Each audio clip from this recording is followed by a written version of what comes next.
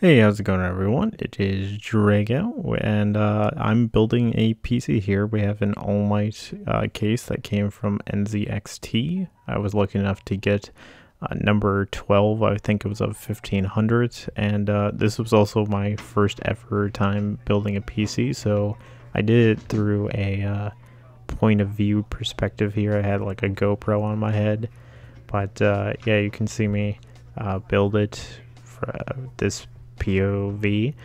I will say this case wasn't the best because when I've had it all built right now, it gets quite hot, and it's mainly just because there's no really airflow, and you can kind of see it in the front of the case when you see shots of that later on, but there's no like real way for air to get in. Otherwise, I think this case looks gorgeous. I think it's a little weird to have the All Might on the inside of like the back plate, because you're never going to see them, especially when you put the motherboard over it.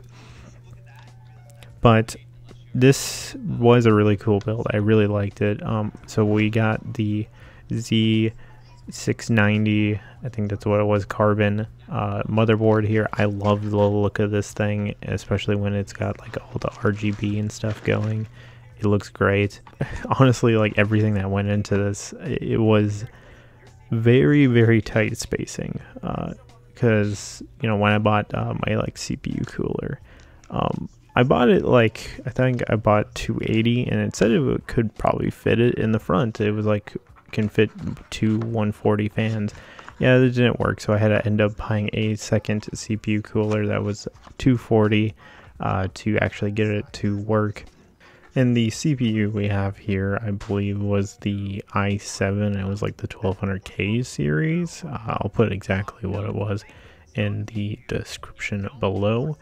I was deadly terrified to even touch this thing, as you can see right there, because, you know, this is the part of the build to where this is a major gaming component or a part in your system, and if you mess it up, you basically could potentially mess up your whole motherboard or the whole CPU, and you're gonna have to end up buying them again. And these weren't very cheap when I bought them, so I was deadly terrified to even touch this.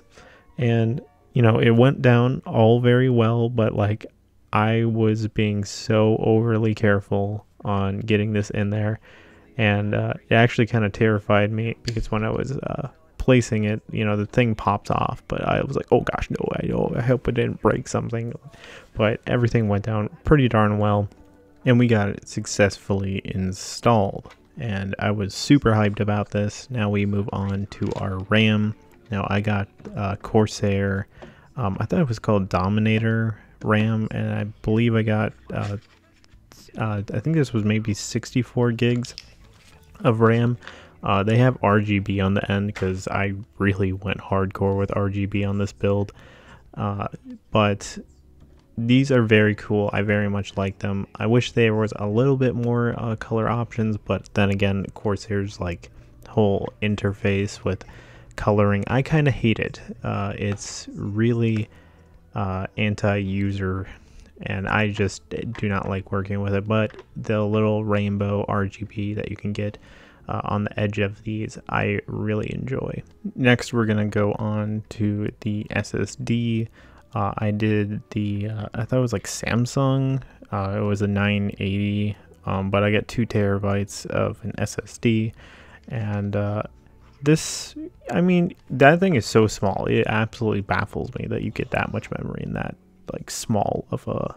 It's so thin too, but this was, I mean, it wasn't difficult at all to do, but like still, like if you're a first time builder or whatnot, like you'll get terrified by everything, to where I was, you know, building this and just like so carefully trying to slot it in, because you have to push it a little bit with pressure to get it lined up.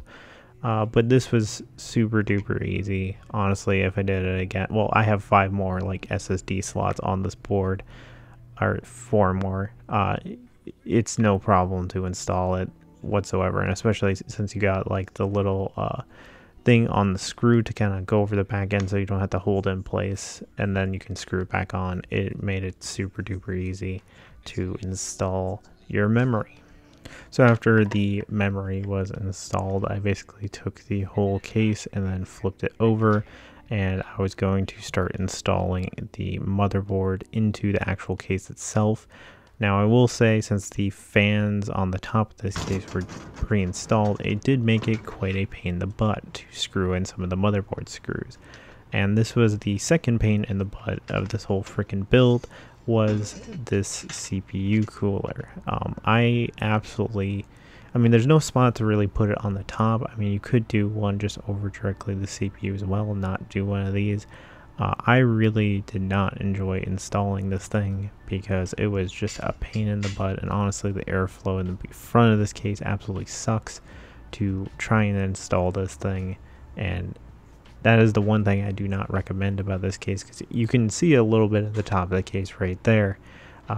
There's no grates or anything for air to pass through, and you could do it pretty small holes, and I think it wouldn't be very noticeable in the front, but it was just not great for heat.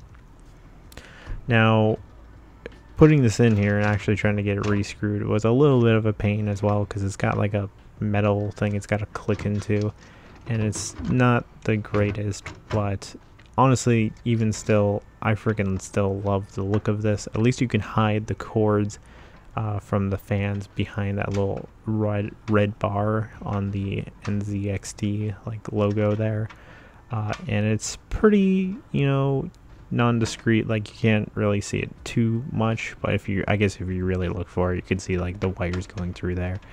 But all in all, I mean, it's still pretty good. I just really would love for more airflow on this thing, but there's not much I can do on that. Now, actually installing the CPU here was pretty easy. I mean, you just had to line up it with the screws on the back of it. Pretty darn easy. Just make sure I had that constant pressure on it.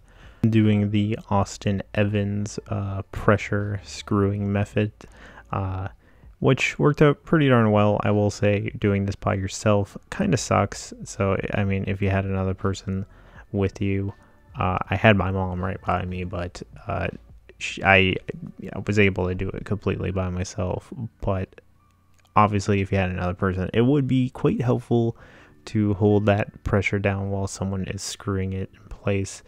But all in all, this was pretty easy to install that CPU cooler.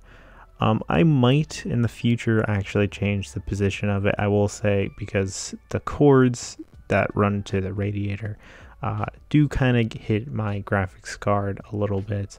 I was able to like push it out of the way to where it's not too big of a problem, but it was a bit of a problem to shove my graphics card in there with those wires. Then putting in the power supply was pretty darn easy. I will say, it's just a lot of cords to try and deal with, and it's a little bit of a pain to try and manage all of that. But once you get the cords going, I guess it's pretty darn easy to start figuring out where they gotta go. And this is pretty much all the cordage you're gonna get, because otherwise it's pretty boring to just watch a bunch of cords. And here is my 3080 graphics card. I absolutely love this thing. It was a pain in the butt to shove in there, but I absolutely love it. And here is the moment of truth of turning it on.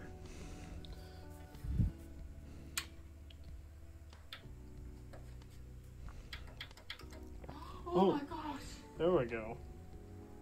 That's fun. And that is an absolutely gorgeous PC build right there, but we are not done, because I bought an extra little kit for the CPU cooler to actually have a little TV screen on my CPU, which is incredibly cool. But again, Corsair's software absolutely sucks, so it is kind of a pain in the butt to figure out how to get everything to work for it. And oh my goodness, they give you the smallest cord possible for your CPU fan. But all in all, here's it, putting the glass and everything on this case to finish it out. And that is going to be my PC build, finally finished with this last step, and ta-da, it's done. I hope you guys enjoyed this PC build from a first-time builder, and I absolutely love the little All Might on my little CPU cooler. Thank you for watching. This is Drago, signing out.